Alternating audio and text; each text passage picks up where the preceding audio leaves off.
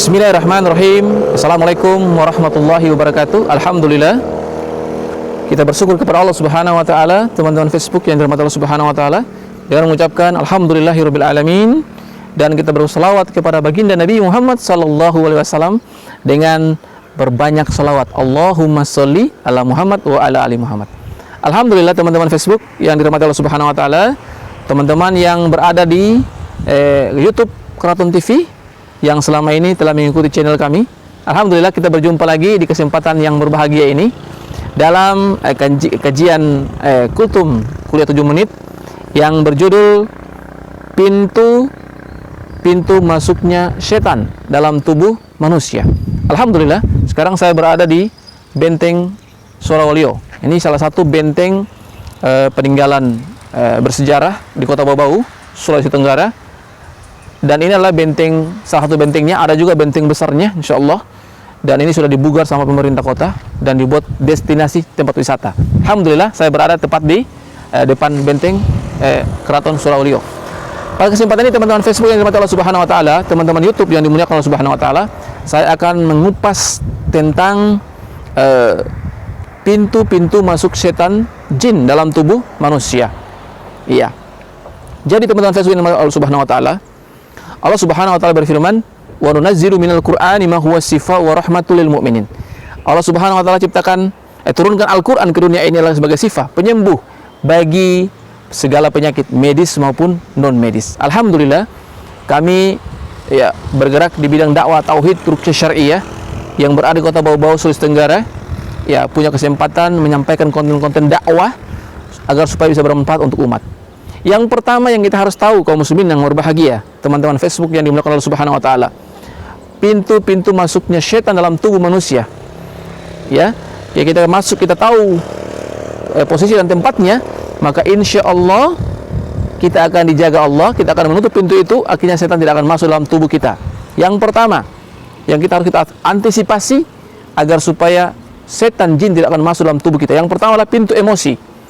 Kita harus jaga emosi kita. Amarah dan emosi yang berlebihan akan mengakibatkan setan dari bangsa jin akan masuk dan merusak kita punya badan dan jiwa kita, terutama ibadah kita.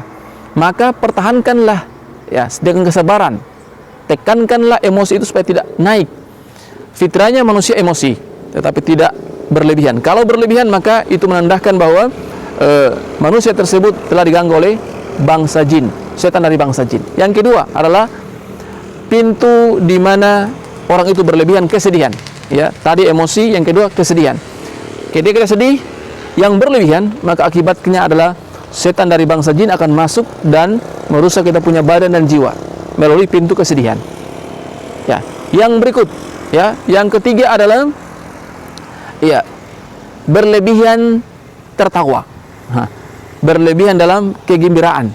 Manusia boleh tertawa, boleh senang, tapi tidak boleh berlebihan. Kalau berlebihan, maka subhanallah, dia akan diganggu oleh setan dan masuk dalam tubuhnya dan merusak jiwa dan raganya, terutama ibadahnya. Maka kita harus jaga itu, kaum muslimin berbahagia, dengan cara kita tidak boleh berlebihan.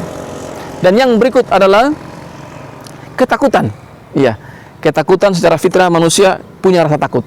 Tetapi kalau berlebihan takut, maka ini boleh diakibatkan karena gangguan setan dari bangsa jin yang masuk dari pintu ketakutan dan merusak kita punya keimanan, ibadah kepada Allah Subhanahu wa taala. Untuk membentengi semua itu, kaum muslimin dan muslimat, yang perlu kita lakukan adalah dekatkan diri kepada Allah Subhanahu wa taala. Perbaiki tauhid kita. Iyyaka na'budu wa iyyaka nasta'in. Luruskan, hanya kepada Allah kita sujud dan hanya kepada Allah kita meminta pertolongan. Tauhid harus lurus. Yang berikut, kita harus musnahkan semua perilaku, tindakan-tindakan yang diamalkan orang-orang terdahulu yang bertentangan dengan syariat, yaitu dengan cara kebiasaan mendatangi dukun. Kebiasaan mendatangi dukun, orang-orang pintar. Kita harus hilangkan kebiasaan itu. Kalau memang ada barang-barang yang dikasih dukun, orang pintar, dijadikan sebagai ajimat, maka harus dimusnahkan. Insya Allah, dengan cara seperti itu, kita amalkan sunnah Nabi, dengan izin Allah Subhanahu wa taala, setan tidak akan masuk oleh pintu tersebut. Yang marah, kendalikan marahnya. Yang sering berlebihan dalam kegembiraan tertawa, kurangi. Yang nangis, yang sedih, janganlah nangis. Ya, sewajarnya aja. Ya, dan yang kecewa berlebihan juga itu bisa mengakibatkan gangguan. Kurangi semuanya. Dalam Islam diajarkan bahwa kita tidak boleh berlebihan. Ya, tidak boleh berlebihan dalam segala sesuatu.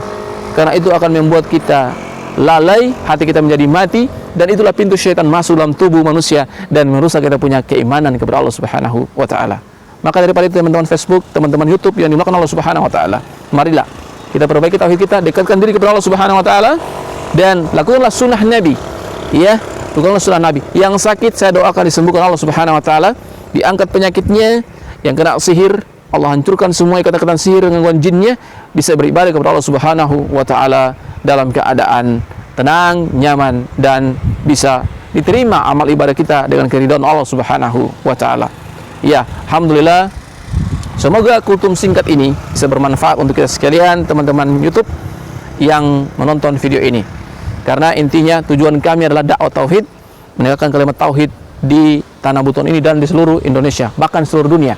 Karena itu adalah visi dan misi para nabi yang diutus Allah Subhanahu wa taala untuk menyampaikan tauhid. Konten yang singkat ini semoga bermanfaat. Silakan nonton dan bagikan kepada semua teman-teman yang bermanfaat, agar supaya teman-teman mengetahui bahwa pintu-pintu masuk setan adalah emosi, marah atau emosi, sedih, berlebihan senang, dan berlebihan dalam segala sesuatu yang ada di muka bumi ini akan mengakibatkan kita fatal dan akan menjauhkan kita dari rahmat Allah dan akan menjauhkan kita dari ibadah-ibadah dan kita akan lalai. Hati akan menjadi mati. Maka tidak boleh berlebihan dalam melakukan suatu amalan di dunia ini. Yang sesuai dengan syariat boleh, tetapi kalau tidak maka tolak, jangan berlebihan. Barakallahu fikum, subhanakallahumma wa bihamdika asyhadu alla ilaha illa anta astaghfiruka wa atubu ilaik. Assalamualaikum warahmatullahi wabarakatuh.